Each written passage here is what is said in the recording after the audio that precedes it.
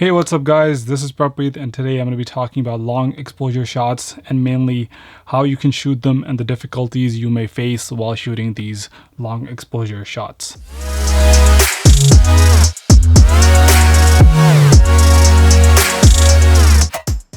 So the first thing we need to understand is how a photograph in a camera is being taken. I use primarily a mirrorless camera. This can be a DSLR camera and it can be basically any camera out there, but you just need to understand how it takes a photo.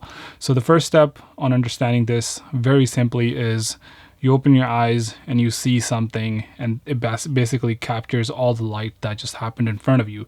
So think of it like a video shot, but compressed into just one frame. You're probably confused right now, but what I mean to say is when you open your eyes, let's say you open a shutter or something and you see something.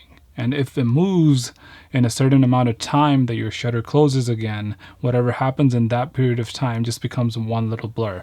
So for example, if you leave your shutter on your camera open for a minute, suppose that cars are moving by or clouds are moving by, all of those will have a motion blur in your shot.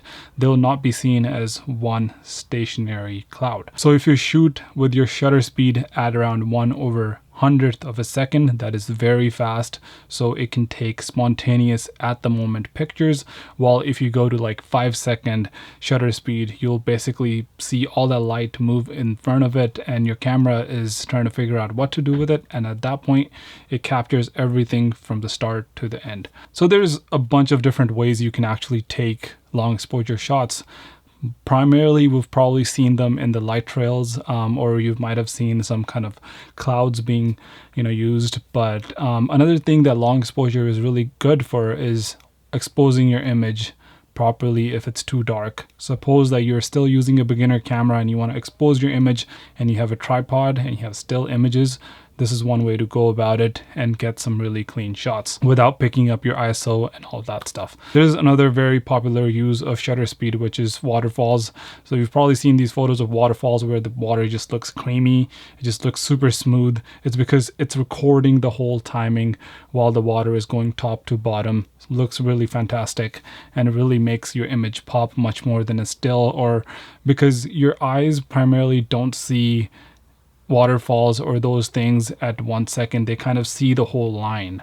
They kind of see the whole water falling down. So it's more natural, it's more attractive to the eye. That's why they make such good photos. The first obvious thing to do would be to increase your shutter speed. As you can see, your shutter speed is written as 1 something. This is primarily because it's primarily being viewed as a portion of a second. So if you go 1/200, that means that you are shooting 1/200 of a second a shot, so which is actually really fast. You won't actually see any motion blur in that image. So the first obvious thing to do would be to increase your shutter speed to, let's say, 5 seconds.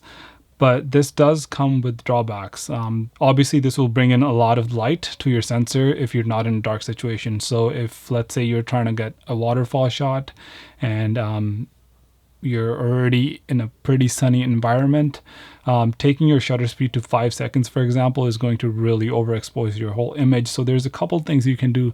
First one being bringing down your ISO, make sure that it's lowest to, like, let's say 50 or 100, whatever your settings are depending on that. And then the second thing would be to bring down the aperture. So changing the aperture can be really tricky at times because especially on mirrorless cameras, I think this is a really, really nice tip that I can give you guys is make sure that you don't go above f8 on your aperture on your mirrorless cameras unless you're sure that your camera body is clean and there's no dust or any sorts of handprints on it. So in your shots, basically when you have the aperture too high, you're going to see these dust particles in your shot, which are really annoying at times. But if you are decent with Photoshop, you might be able to go in and Photoshop these out. So at times this might be a problem if you're not a Photoshop expert, and at times you just want the image faster delivered in your computer.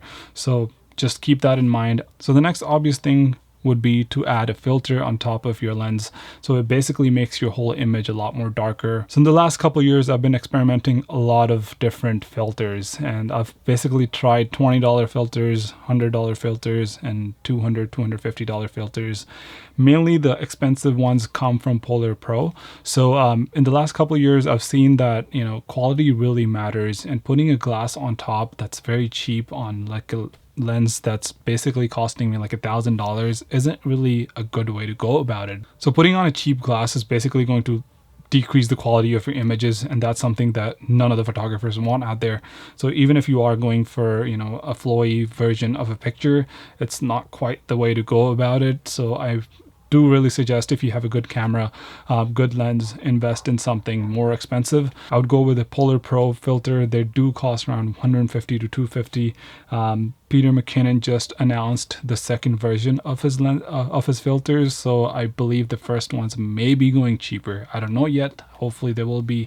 So if you can pick the first version up for like $200 or $150, whatever that amount is, I think those are really, really good for a lot of different things, and it also kind of boosts your whole image color contrast throughout. So I do really recommend these filters. I'll link them down in the description below. Also, if you own a lot of different lenses, it might be right for you to go get the 82mm filter and then have a step-up ring for every single lens that you would be using with that filter. So it basically allows you to use those filters with every single lens that you own, except like 85 or anything that's bigger basically than the filter itself. So that's enough about lighting. I think the next topic would be to talk about how much are you actually moving your camera around. For long exposure shots, you're going to be shooting for, let's say, 3 to 5 seconds or 10 seconds, 30 seconds, depending on how much light you have.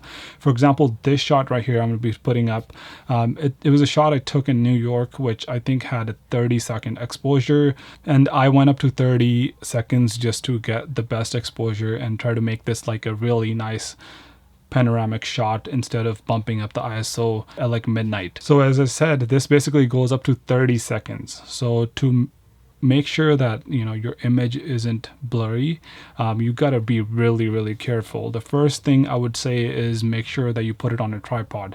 Second thing would be that tripod should be sturdy enough, because even minor touches to the camera or just slight touch would actually ruin the whole shot. It will add some motion blur into your shot. You don't want that. You want your images to be as crisp as possible. So make sure that your camera tripod is really sturdy.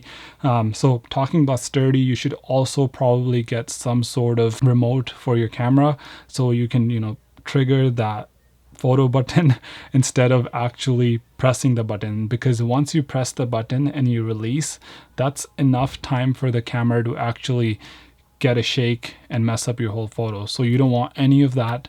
And then lastly, what I want to talk about is you don't actually need a remote. You can actually just add some sort of timer that your photo waits for a certain amount of time. So if I click the button, if I click the trigger, and then if I let go after 3 seconds, 5 seconds, whatever the settings are, it will actually take the photo for you.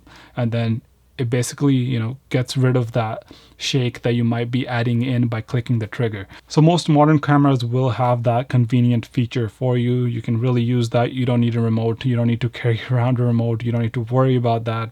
So just to make sure that, whatever you're taking, take some couple of shots with it. And then another tip would be, if you don't have a sturdy tripod, just like I didn't while I was in New York traveling, walking like 10 miles a day, you don't want to be carrying around a really heavy tripod. What you can also do is just grab your backpack and then have a hinge underneath of your tripod. And then you can just put your backpack on the hinge on the bottom of your tripod. So it basically makes your tripod much heavier and much harder to move. So adding that weight to your tripod really makes your pictures more sturdy and more clean.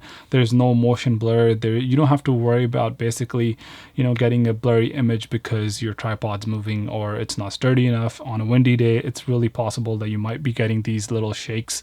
So just to avoid those, especially if you're shooting at like 30 seconds or up, it's a long time. So you just want to make sure that your camera setup is sturdy and it's not moving, so you get the best images. So this is it for today's video. I'll see you guys in the next one. If you guys liked this video, please make sure to like, share, and subscribe, and I'll see you guys in the next video. Peace out.